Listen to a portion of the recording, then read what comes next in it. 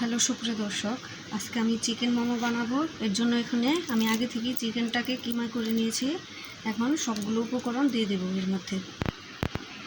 এখানে আছে কাঁচামরিচ কুচি, পেঁয়াজ কুচি, ধনিয়া পাতা কুচি। এখন আমি এগুলা এক এক করে দিয়ে দেব।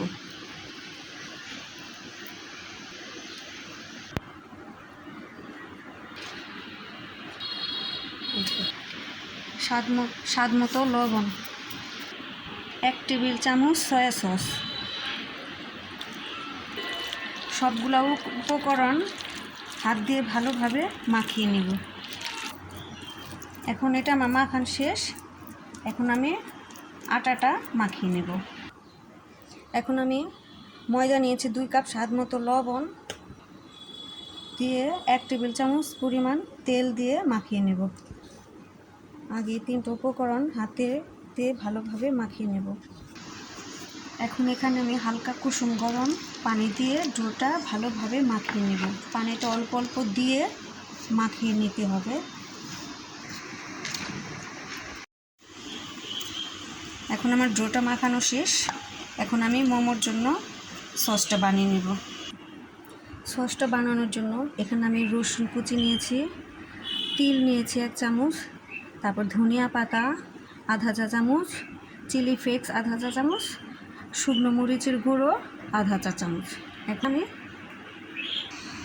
এখন আমি গরম তেলটা এর মধ্যে ঢেলে দেব।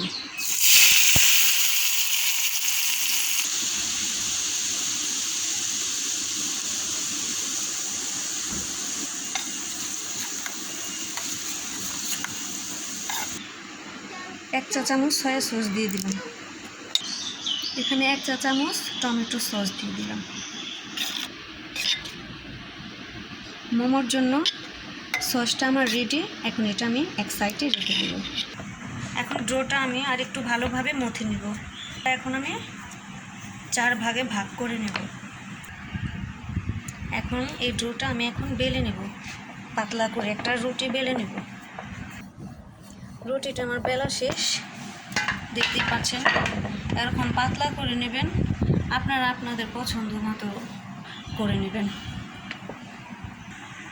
এখন রুটিটা আমি একটা গ্লাসের সাহায্যে কেটে নেব।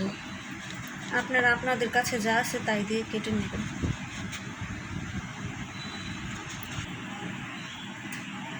এই যে দেখতেই পাচ্ছেন আমার মোমোর ডোটা রেডি। এখানে আমি 1 চা চামচ চিকেন কিমাটা নিয়ে নিলাম। আপনারা আপনাদের পছন্দ মতো ভাজ দিয়ে নেবেন। আমার কাছে যেটা সহজ মনে হয় আমি সেটাই দিয়ে নিলাম।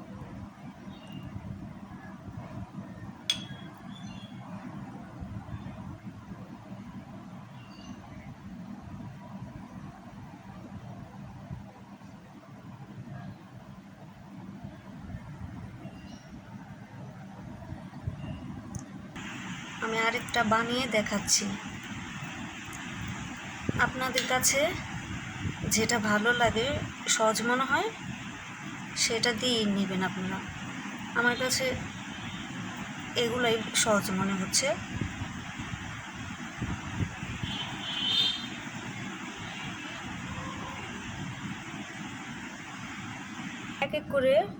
এখন আমি এক এক করে মোমোগুলা বানিয়ে নেব।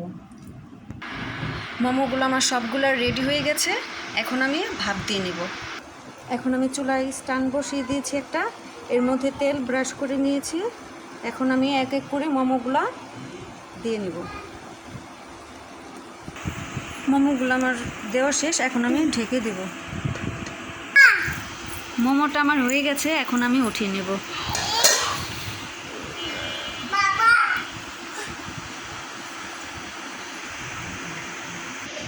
মোমোটা আমার রেডি। এখন আমি মোমোটা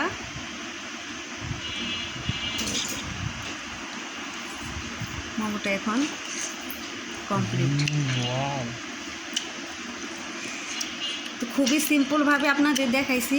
তো ভিডিওটা যদি আপনাদের ভালো লাগে তো আমার চ্যানেলটাকে সাবস্ক্রাইব করবেন, পাশে থাকা বেল আইকনটা ক্লিক করবেন, যাতে আমি নিত্য নতুন রান্নার করলে আপনারা পেয়ে যান। তো সবাই ভালো থাকবেন, সুস্থ থাকবেন।